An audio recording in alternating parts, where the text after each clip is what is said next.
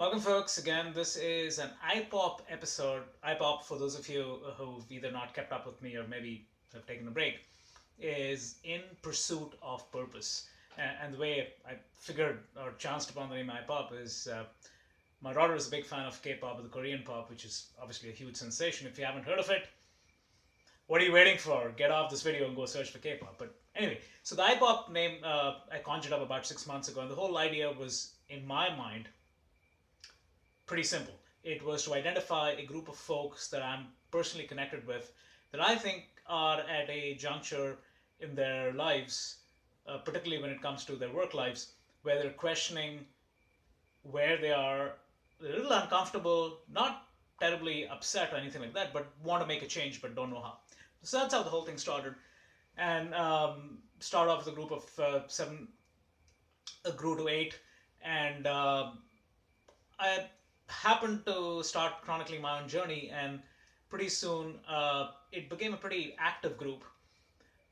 And there were two people in particular that literally changed their lives, and I'm happy to say a lot of it came through the conversations, not just with me, because I was just the stimulant, if you will. It was through the combination of conversations of people in that group. And then I got this idea about 2 or 3 months ago saying, hey, let me take it commercial and see if there's a business angle to this that I could pursue.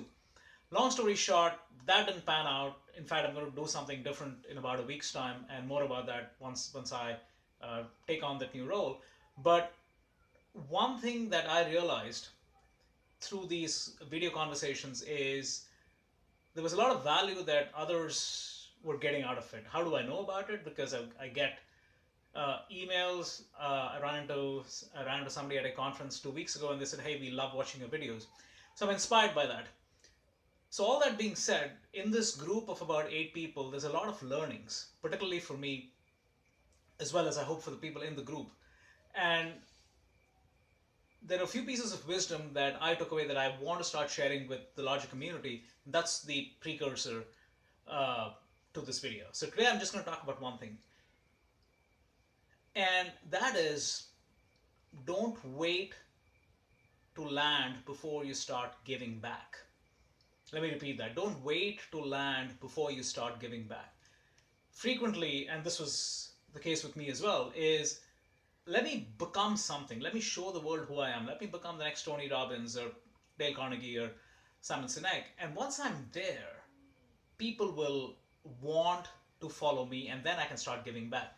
Absolutely untrue. Number one, you or me may never become one of those celebrities, right?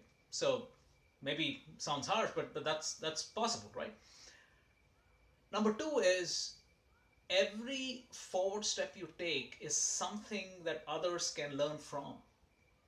That's something that people sometimes lose out, because the fact that you haven't reached a destination, you're not a celebrity, is actually a big appeal to people, because you're approachable.